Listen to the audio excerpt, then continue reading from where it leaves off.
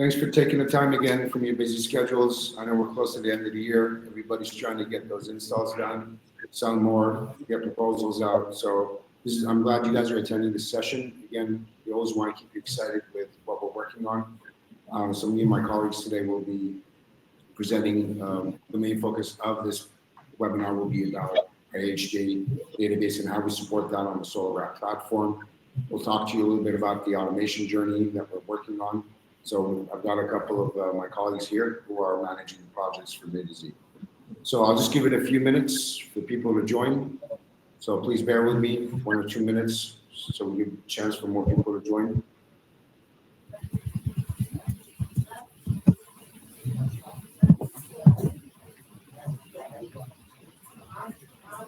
And again, as a reminder for you guys, please post any questions throughout the presentation in the chat.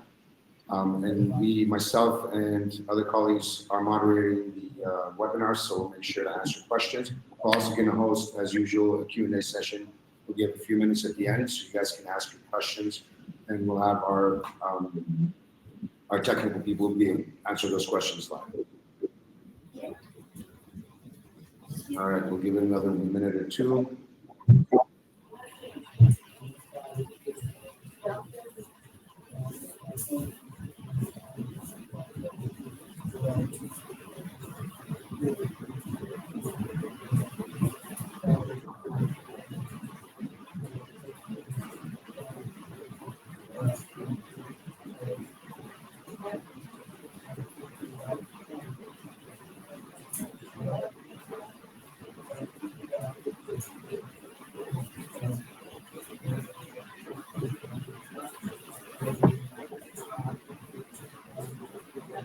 All right, for the sake of time, I want to get started. There's a lot to cover today. So I've got my colleague here, Silvana.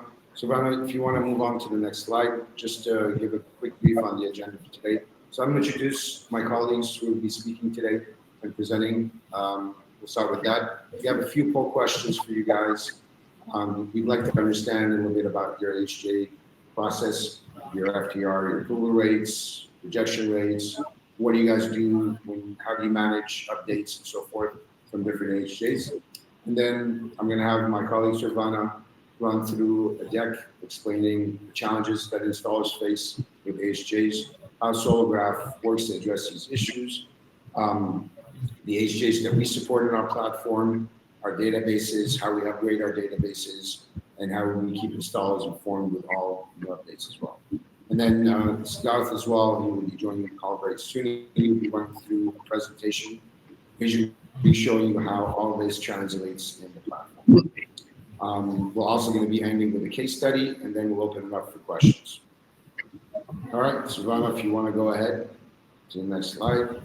So just a quick rundown on who's present. Myself, Hisham, I've been with SolarWrap for 6 years now. I run business development for the SolarWrap platform and design services. Mikhail Goffman, he's the project manager. He's working on self-serve permits, which is a great feature in the platform. And he's also managing, he's part of the automation journey. Silvana, he manages our design and permitting operations. And we have Siddharth, who is working on the SolarWrap platform and also on the automation journey. So this whole team here, besides me, is actually part of the whole automation journey and is very, very knowledgeable and capable of working on our databases. All right, next. All right, so I'm going to launch the first poll question. I'd appreciate if you guys give us your answers. So the first question is, and I'm sharing the poll right now, what is the average first-time rate you get on permit plan sets from your local AHJ? Is it most of the time less than 95% approved, more than 95%? And that's going to give us a good idea, and we'll explain how we can help you increase your FTR rates. All right. Excellent. So I see the majority of people are at 95%. That's good. Really, really good. That's where we want you guys to be.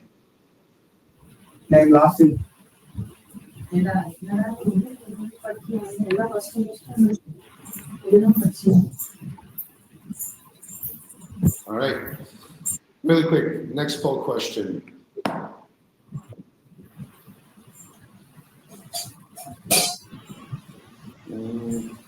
How do you manage frequent AHJ requirement changes? So this is a very common problem that we see across different markets in different states. And we want to know how you guys manage that. Do you guys have internal people who work on and keep an eye on all the AHJs, making sure all the updates are communicated internally?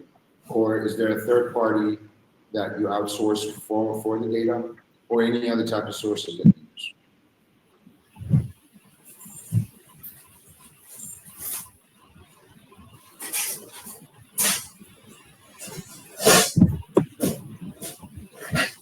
I apologize for the background noise, guys. We're working on it.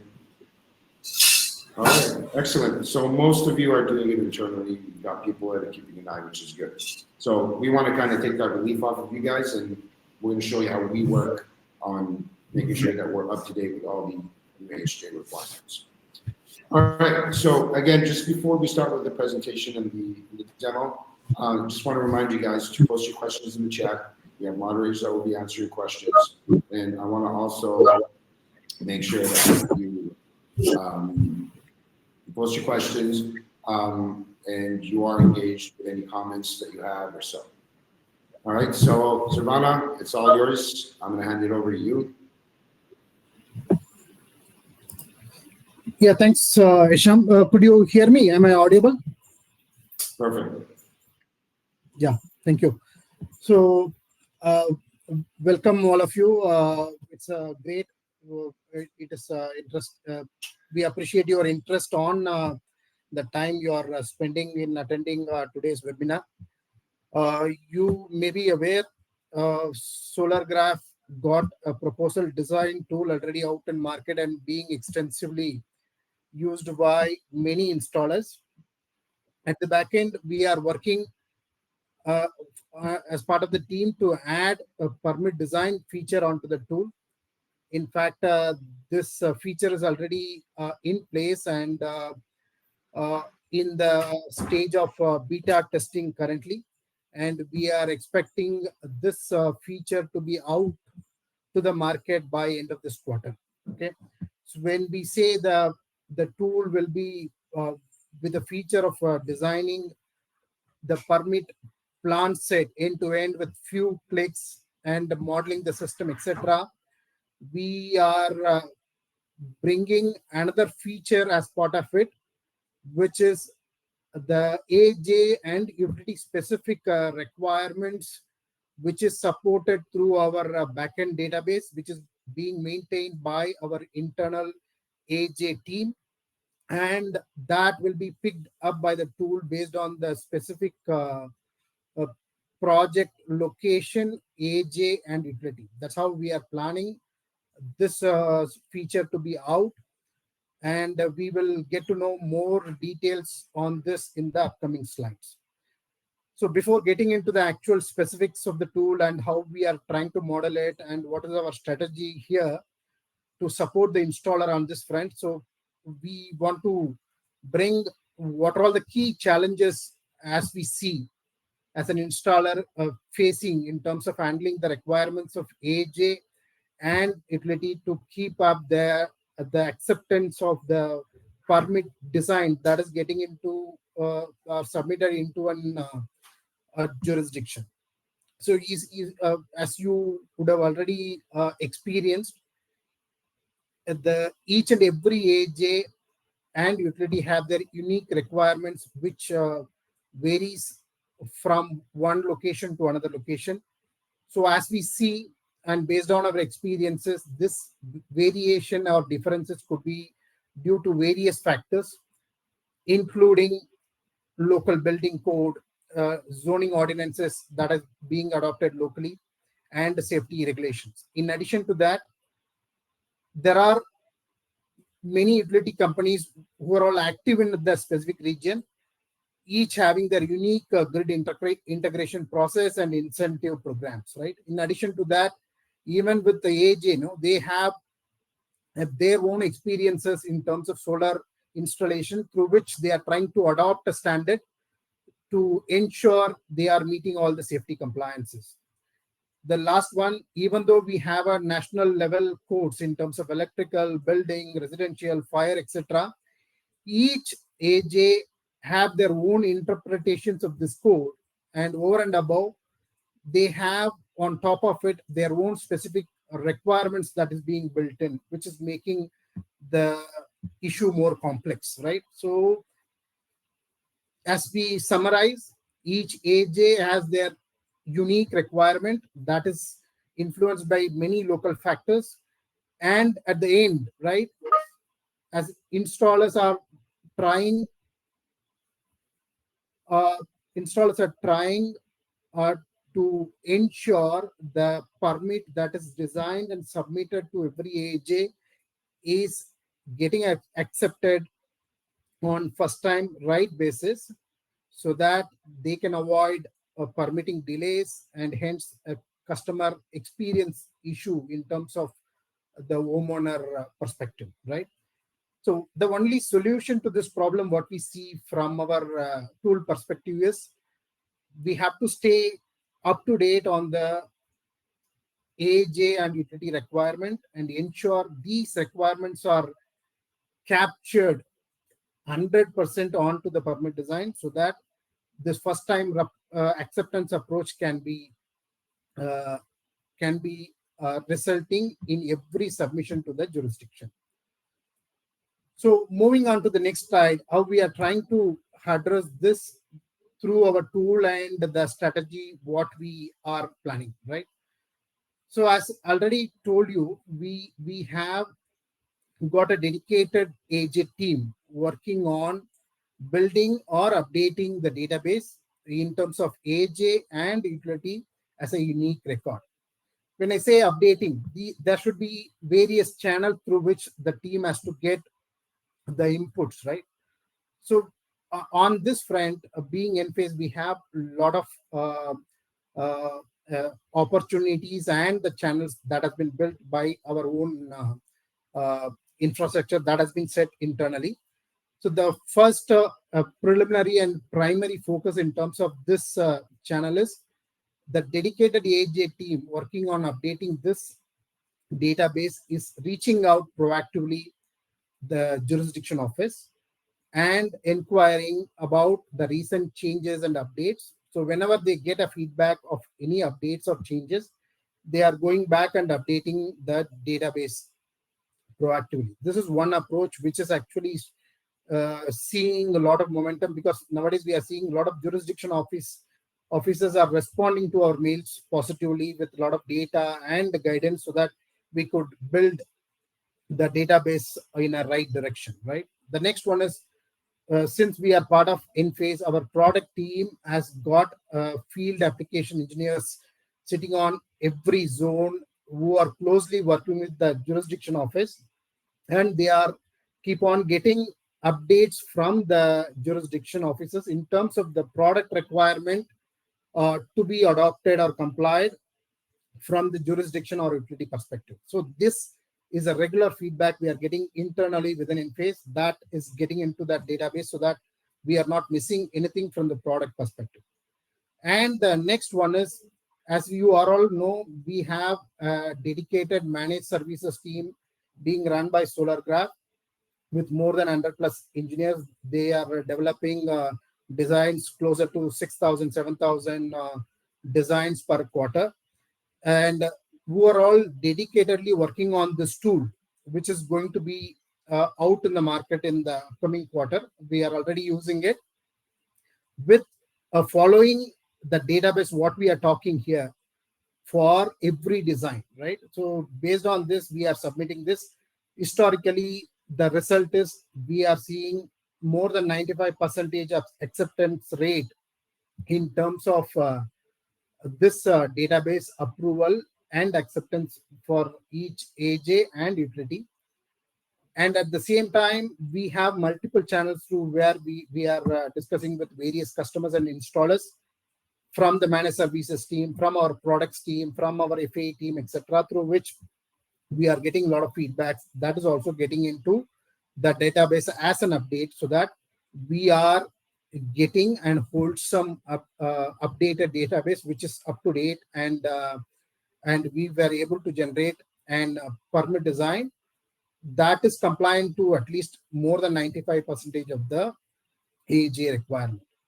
So when I say we are getting updates, etc., every update or observation we are getting from the field or market, from the customer, are being meticulously validated by this dedicated AHJ team sitting and working. So when we say validated, they will contact back the jurisdiction of office to ensure whether the received feedback from the customer or installer is valid, so that that is finally uh, getting into the database as an update. So this is how we are doing. So with this, we are confident that the database, what is available at the back end of the SolarGraph tool, is giving a lot of result in terms of achieving 100% acceptance. Right now, getting into the next. So when we say database, AJ, utility, everyone will talk about what is going to be our coverage, right? When we talk about coverage, as of now, SolarGraph tool at the backend got 16,000 plus records, unique AJ records being maintained at the backend, and about 245 unique utility records being maintained at this at the backend. And this covers most of the states among these 50 states in North America. So you can see on the right hand side the coverage map in terms of SolarGraph AJ database, and the coverage map in terms of SolarGraph utility database. And we have listed down here the top 30 states which has a larger coverage, sorted out from the maximum number of unique AJ records on the top. So if you can see here, Pennsylvania has got 2,521 AHJ records and 9 utility, and then it goes on till Arizona at the 30th place. So this is just to give a glimpse of the record what we are maintaining internally. Yeah. The next one. So we have a database. How we are integrating this onto the tool. As we all know, once you get into the tool, the designer will be asked to provide the home residence address, right?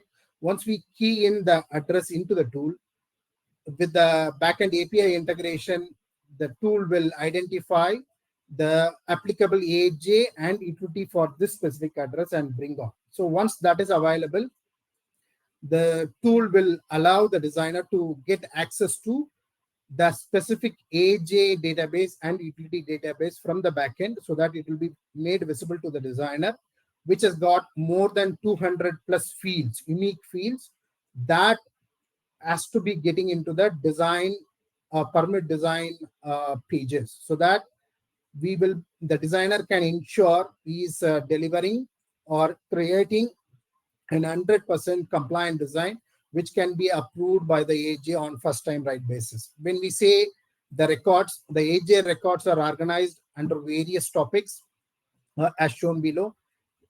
As a glimpse, it covers the basic details of the AJ. It covers the reference information like the website link, portal link, and the document that has been published as a guideline by the specific jurisdiction, and specific design requirements that is required from the perspective of site and route plan, electrical, placards, general requirements, and specific requirements from the jurisdiction for storage or battery jobs and ground mount installations, etc. In addition to that, there are many questions in terms of stamping, right? Many AJ need only electrical stamping. Some of them need both. Some of them need only structural. That way, we are even capturing what kind of stamping is required by the specific jurisdiction. In addition, each page of the permit has to be covered with some specific notes that is required by few of the jurisdiction. Even we have that is getting captured in different fields, so that this will be automatically pulled by the tool and captured in the specific pages, so that there is no manual intervention required on that front. In addition to that, each AJ got their own governing codes adopted, and they have their own fire setback, which is based on the fire setback that is, sorry, the fire international fire code that is being adopted by the specific jurisdiction. In some AHJ cases, they have their own weather data to be followed. For example, wind speed and snow load, right? There are some specific states like Colorado where they have their own wind speed and snow load data that has to be plotted, where we cannot follow EASC 7 data, which is our standard norm here. So in that case, we will be able to pull even these kind of data automatically from the database, which is being maintained at the backend, so that will get incorporated on the permit design without any problem. In addition to that, from the administrative perspective, to support the installer, we are capturing the permit office contact detail, how a permit can be submitted on to the jurisdiction, and how can we track after submitting the permit submission. So these kind of administrative details are also getting captured. As of now, we are focusing more on the technical aspects, but eventually the plan is to even capture these details so that we will be able to support the installer on that front. In addition to that, there is a new requirement few jurisdiction where we need separate permit in case of adding a EV charging system. Even this kind of detail also getting captured in this field. So overall, this AJ database is having about some 150 plus data points that is getting captured under various settings as shown here. Similarly, we even maintain utility records under the same heading similar to AJ. The only difference here is utility has a specific requirement in terms of the interconnects approved, specific requirements on add-on systems or expansion systems, battery clearances to be adopted, the PV meter requirements specific to some utility. Some utilities need 3-line diagram in addition to the single line diagram. Even that kind of requirements is getting captured in the utility database. Overall, this is actually a wholesome data which is getting updated on day-to-day basis, so that these kind of minuscule detail or macro level detail can be captured into the permit. Many of these are already on the automated journey, in the sense these data are picked up and getting populated. Few of them are on the path of automation, which will be eventually coming in the upcoming times progressively. That's how we are planning and strategizing in terms of this automation on the tool. So overall, we covered, so what are all the challenges, how SolarGraph can help installers through this tool and the database. And then we talked about how we are trying to integrate the database with the tool. So overall, in summary, SolarGraph has got 16,000 plus AJ unique records and 245 utility unique records, covering more than 200 data points that can be capturing AJ and utility specific information requirements. That is very clear. Many of these requirements are already automated and available as part of the standard feature on the tool. So once it is available to the market by end of this quarter, you will be able to use all these features. But few of them are still in the plan because there are multiple. See, the requirement is huge here, where we have to go one by one. We are also trying to approach this activity on priority basis. So we are doing this one by one based on the priority. So we will get to this stage where we can get into an 100% automation gradually and progressively. But many critical points have been already automated that is available as part of the tool. And then currently, as I told you, after getting the address from the designer, the tool can identify the name of the AJ applicable and the utility automatically. And then it will give an access to the specific database on the tool itself, so that the designer can review what are all the requirements that has to be captured by the for the specific AJ and the utility, and he can model the system accordingly on the tool. And he also has a flexibility to change these inputs accordingly to model it, to ensure the tool is complying all these requirements and the permit is getting generated to ensure all this requirement captured on the design. So in short, with the database and the strategy, what we are following in terms of the tool and the linkage to the database, we are hopeful we can support installer and in terms of improving the overall acceptance and approval of the permit that is getting submitted to the specific jurisdiction. And this will reduce a lot of delays and homeowner related customer experiences issues, and overall it can improve their business on a longer term. That's what we are planning and aiming to, hopefully with your support. And once this tool is ready for GA and available by end of this quarter, we will again reconnect and get more feedbacks from you so that we can improve the tool upon based on your feedback and the multiple inputs. Yeah. So with this, I'm ending up my slide session. My colleague Mikhail will be doing a live demo on the tool, covering end-to-end flow on the permit design. Plus, he will specifically highlight where and all we are bringing the AHJ specific interventions from the database to the tool. Mikhail, over to you. Everyone, give me 1 second. I'm going to go ahead and share my screen. Yeah, please go.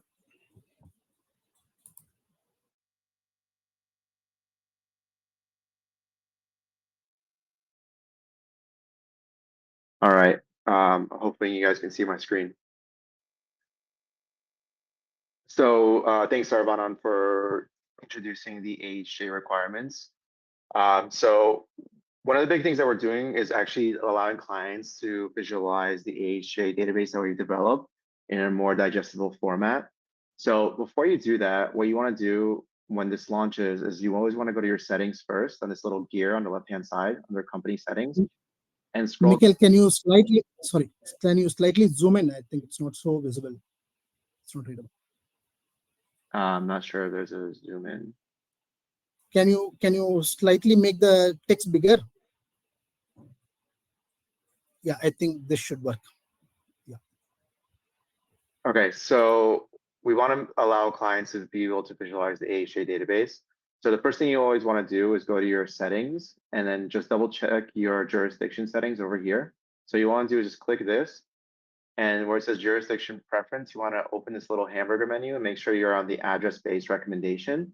So basically what that does is it'll take the address where you're creating your project, and it'll take the AHJ from the most local jurisdiction in that location. So for example, it'll take your city AHJ first. If there's no codes for the city, it'll go up a level to the county level. If there's no county level codes, it'll go up to the state level codes. So that way you're never left without an AHJ recommendation. So in the actual tool, we'll hop over here. We'll have this roof that's drawn already. Just zoom out here. Okay. We have this tool we have our house that's drawn already here. So we have our roof line already traced out. And if you go to step 2 on the solar tab, what you can do is you can hit this little, you'll notice that the fire setbacks are automatically drawn for you. And if you click the fire setbacks button here, you'll see that the AHJ was auto-selected as Riverside, City of California. And then what you could do here is click this little design parameters button in the ribbon on the top here. You'll click that and you'll see that all the AHJ requirements are actually here for you. And if you ever want to double check anything, you just click see details on Riverside, open that, it'll take you to this new window here. And you'll have all of the AHJ requirements that we have recorded.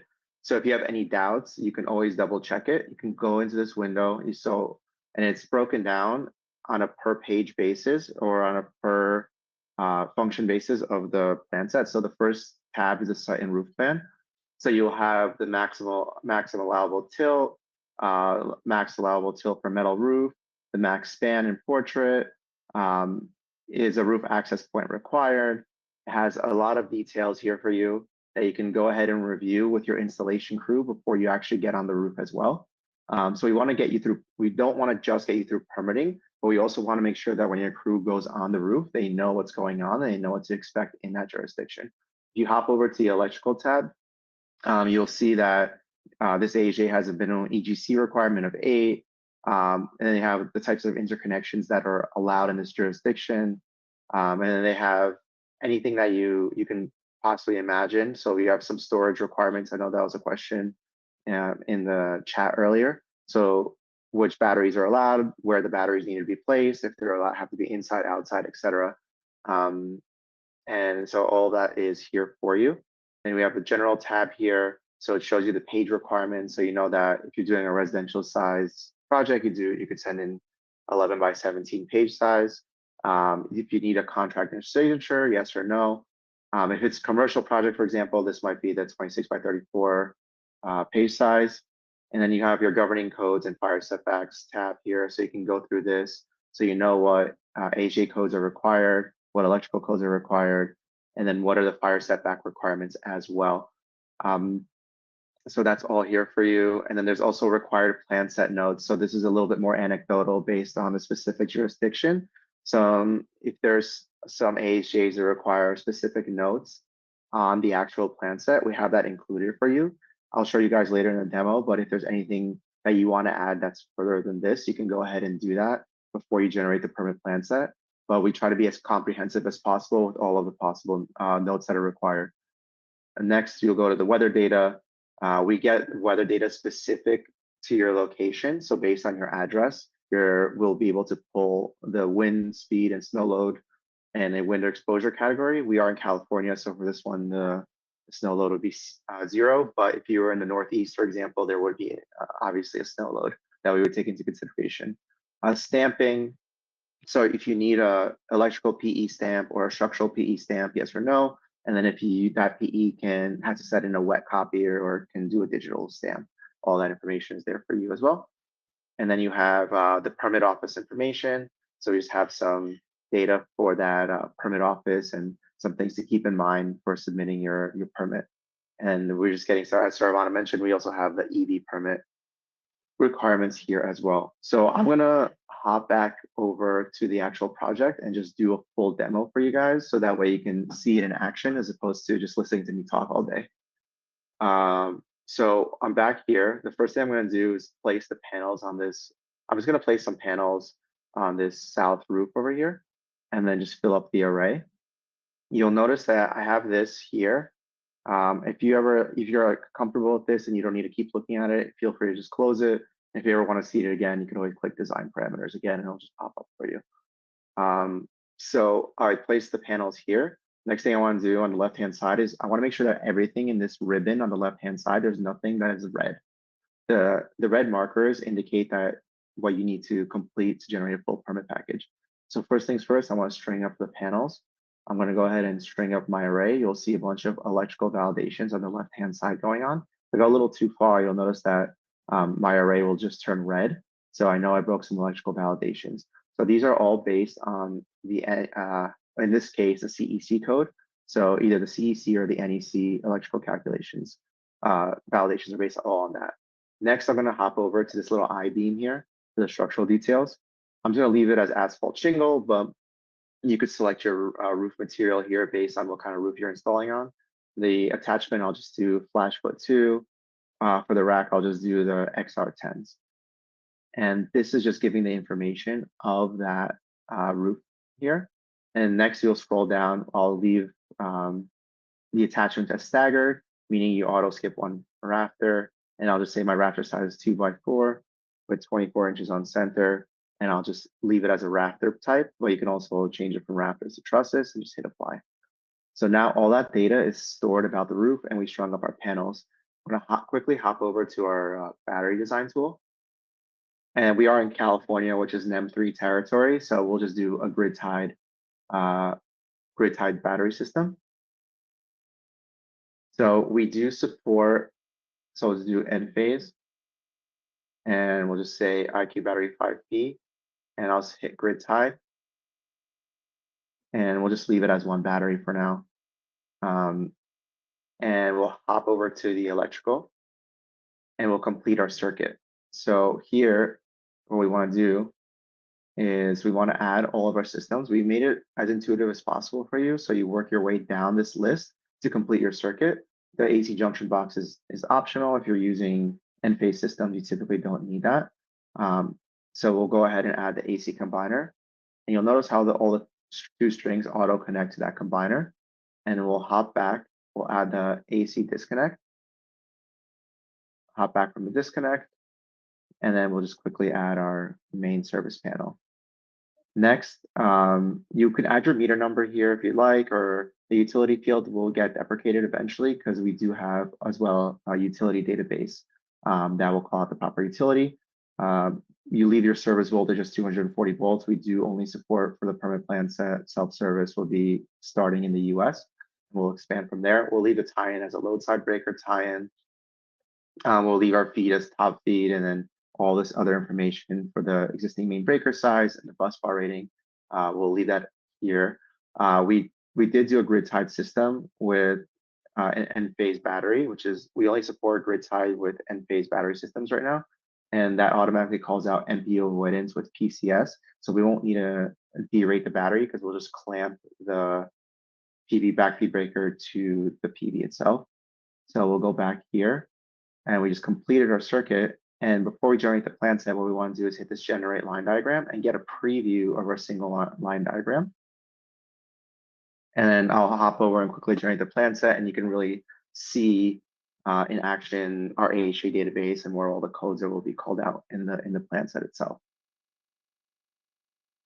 So we'll let that run for a couple of seconds. You'll see on the right-hand side, this is your preview of your single line diagram. You always go through it. You could pan around here and you'll see all your AC wire details. Everything, like I said, it was based on the CEC code because this is a California project. And then you have your grid tied battery in the IQ combiner, and you have your entire single line diagram here. We'll quickly hop over to, see it's giving me a little red little issue here for add placeholders. So what I forgot to do is click this electrical markers here. And then let me just click out of this. I'll add my battery, my utility meter first. We'll just say that's here. And then I will also add my battery, and we'll just say that's going to be, I'll just say inside somewhere here. And I'll go to generate permit set. This will take me to the final page.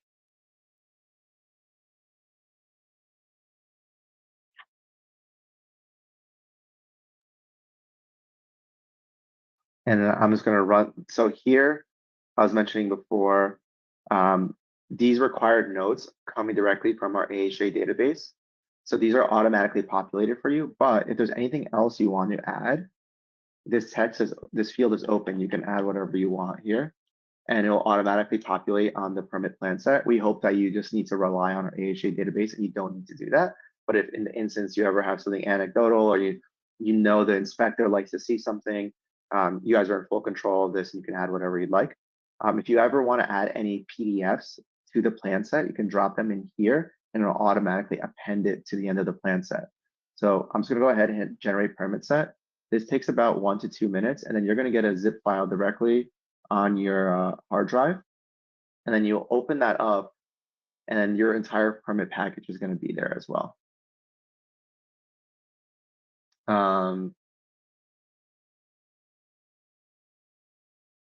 So we'll let this roll for about a minute. Okay, so we'll save on our hard drive the zip folder.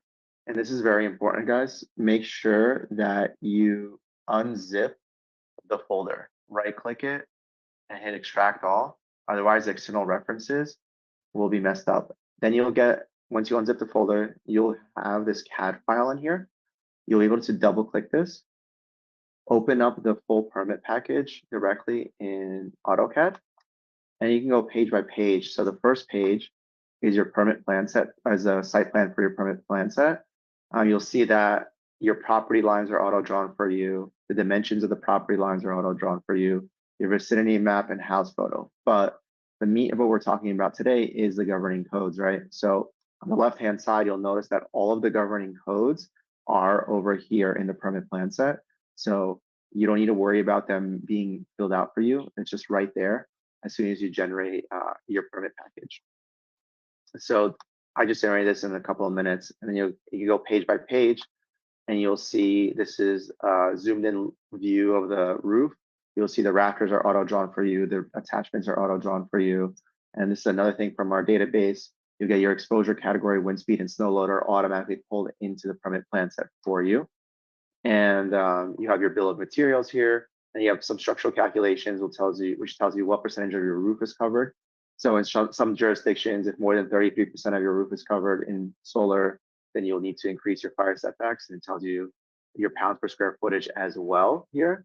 So you know if you need any structural updates, and if you need a PE stamp, your structural PE can glance at this page and see what's going on. So your BOS is all here. Then page 3 is your attachment details page. So based on the roof, attachment, and rail that we selected, we get this view of our attachment assembly here. So for our installers and our AHJs, they'll know exactly how we are installing the solar to the roof. Page 4 is a single line diagram. We saw the preview of this earlier. Again, everything is based either on an NEC or CEC. You have your AC wire details down here. We did a grid tied system. You'll see that we called MPU avoidance here. You're probably wondering, well, why is this breaker 40 amps if I have clearly 60 amps over here? The reason is because of MPU avoidance PCS. So right now we're clamping the backbeat breaker to the PV with our PCS system. Down the road, we will have bus bar PCS where we'll just have that. We won't have to clamp just to the PV. We'll have the breaker size for both the solar and the storage. So be on the lookout for that.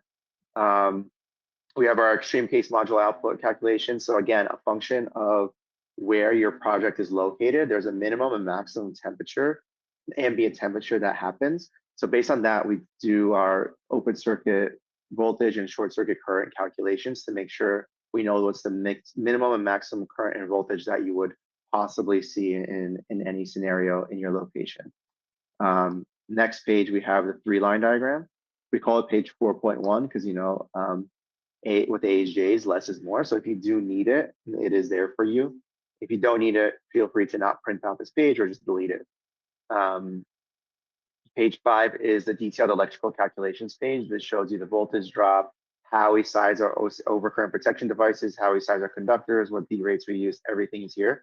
So if you need an EE stamp, or if your AHJ or utility is pretty strict and they want to see how you did everything, they can just go ahead and quickly hop over to this page and make sure that all your calculations are done correctly. Page 6 is your placards page. We pull these directly, again, from the NEC or CEC. And we just pull these in for you. And then we also fill it out for you. So you see we have a little map placard drawn for you here as well. And you have your PV system disconnect placard. We fill that in for you as well. So not much to do here. And then page 7 and on are actually all of the spec sheet pages. So you have your module spec sheets, in microinverter spec sheets, etc. I will not bore you here, as you guys, I'm sure you guys know how spec sheets look, but if you did add any more PDFs, they would automatically append past page 16. So any other certificate of compliance is certificate of compliance. So that's it for my demo here. I'll take a pause and hand it over back to Hashem.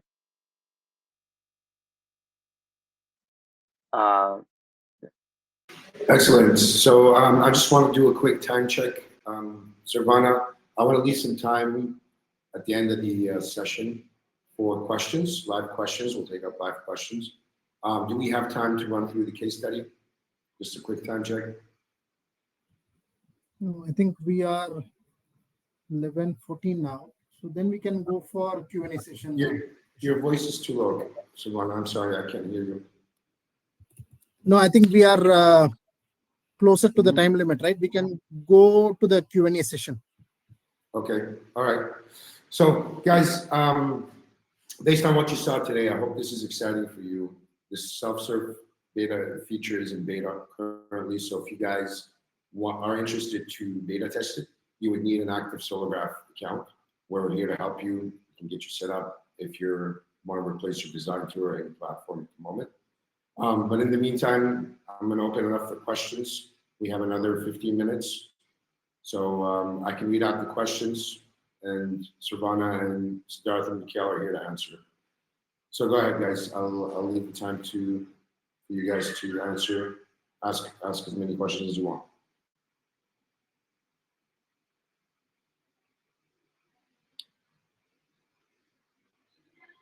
And by the way, you will get an email after the webinar, either tonight or tomorrow morning, with a presentation deck that Silvana went over for reference, and you get links as well to some videos. And if you are interested to speak to a sales rep to schedule a demo and look at Solargraph more closely, I'm going to post our website here, where you can go ahead and schedule a live demo with one of our representatives.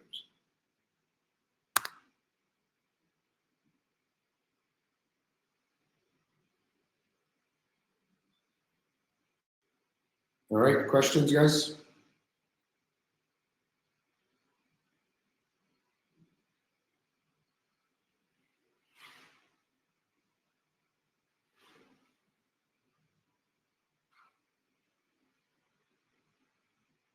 So, question from VJ: how are property lines determined? Who wants to take that one, Mikhail, Silvano? So property lines, we pull from an API that actually gives us the property lines across the US. So we get a list of points, and then from those points, we create the geometry of the actual property line of the house itself. Okay. Question from Enoch: does your software work in MD, VA, DE, and PA? Yes, it does.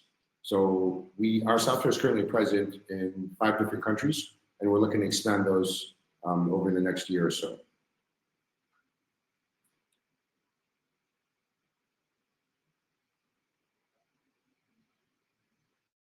All right. Can this platform be utilized to use with Tesla energy products? So just to be clear, Ulan, when you say Tesla, are you referring to the batteries? We do support Tesla batteries. We'd like everybody to use Enphase, of course, but we do support Tesla batteries. So the platform is not agnostic to any specific equipment or to Enphase. So we do support different types of equipment. Yes, it is. For Power 3, yes, we do support that. Tesla MCIs, I'm not too sure about that one. Mikhail or Silvana? On the Tesla support, right, Isham? Yeah. So the other question is, will there be an update for Power 3 and Tesla MCI 2s? We will. MCI. Go ahead, Mikhail. No, go ahead, sir. Powerwall 3, we support till Powerwall 2. Powerwall 3 is in the pipeline. We will get this feature soon. And along with this Powerwall 3 support, we will get even this MCI support also on the single line diagram. Okay. Another question from Matt. Have you ran into any issues with missing a vent on the roof? Would this still require a job walk to verify anything? Or are we able to just use the address? So, Mikhail, I'm assuming Matt is talking about when he creates his own plan set, the self-serve. Yeah. So it is accurate. We do use AI to determine what is an obstruction, what is not. But at the end of the day, the tool, it is a tool. So it is really up to you to determine whether, it's good enough or you need to add something. We do have the capability for you to add extra vents or any obstructions that might have been missed.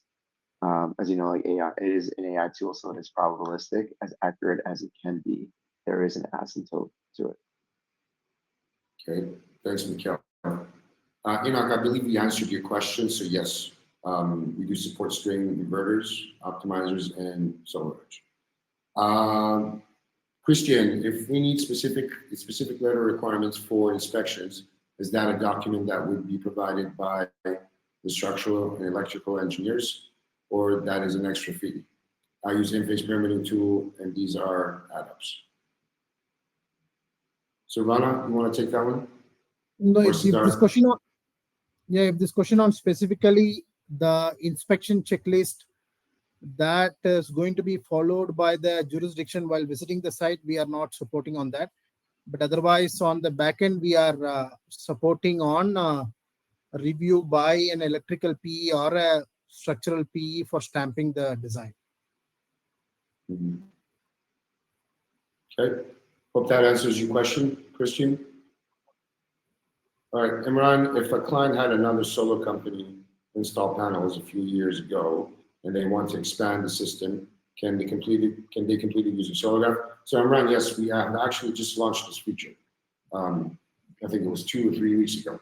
So we do support system expansions, and we do support that for California specific when expanding the system from NEM 1 to NEM 3, right? So you're building up a system, expanding the system, adding more panels, but you go under the NEM 3 tariffs. So yes, to answer your question, yes, we do support that. Yeah, one clarification here. This is supported on the proposal tool. For the expansion system, we are not supporting on the permit design yet. So the expansion system or the add-on systems are on the pipeline.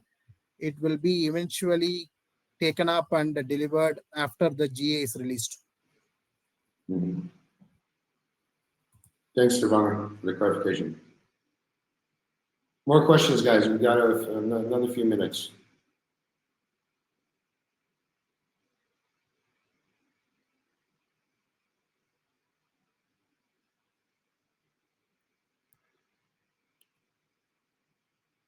All right, another one from Matt. What is the response time with your crew if we have any questions on doing proposals within the system? Do you have a chat option? So I could take this one, Matt. So we do have our frontline support team that you can contact through live chat about anything on the platform itself in terms of using the design tool, managing your company settings, adding equipment, etc. So you can contact our support team via email chat, or phone, and then we have a separate email that goes directly to our permit design team for any more technical permit related questions about any designs that you guys order from us. So yes, we do support on both ends. Okay, how about additional requirements like elevation? Can we accommodate that? Yeah, so battery elevation diagrams are coming this quarter. Excellent. All right. More questions, guys? Any last ones?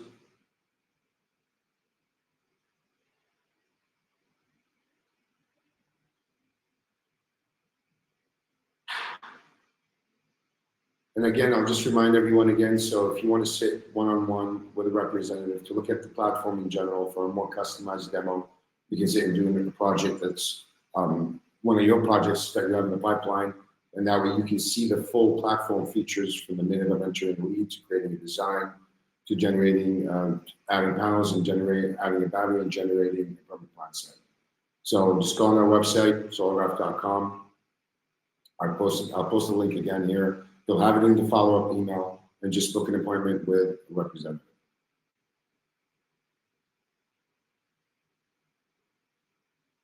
All right, good. I'll give it another, we're almost at time. I'll give it another 2-3 minutes.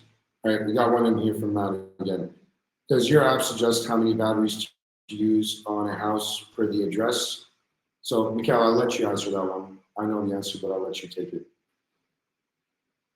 Yes, so you can, Right. you can upload you can put in your loads in SolarGraph, and then it'll size the batteries appropriately to the loads you have in your house.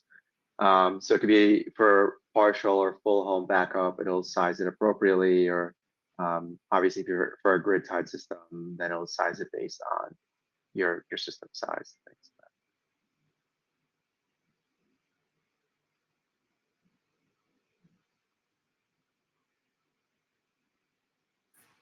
Right. Perfect. We got a few more minutes. And just to add to Mikhail's notes, our battery tool, we support different use cases, soft consumption, grid tag batteries, and we support backup and savings on electrical bills. So, and we're actually doing a lot of developments to improve the battery design to the future.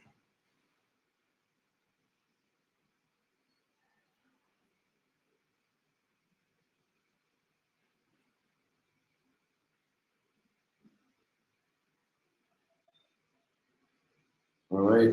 Any last minute questions?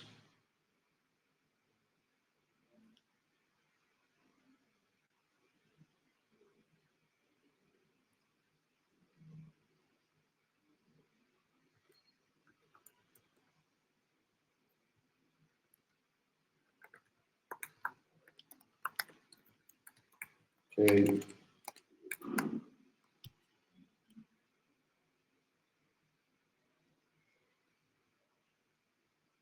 All right, if there's no more questions, again, guys, you can email us your questions at any time.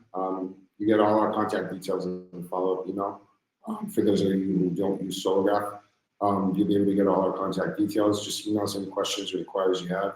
You're always welcome to visit our website and register for a demo, look at all our resources. We're going to be at RE Plus, so if you guys are planning to attend RE Plus, you can come meet with me directly. And I'll be happy to give you a walkthrough in person. Yes, Ray, you will get a copy by tomorrow. Thanks, guys, and wish you good luck for the rest of the season. And I hope to see you again in our next session. So stay tuned for our next webinar. Take care.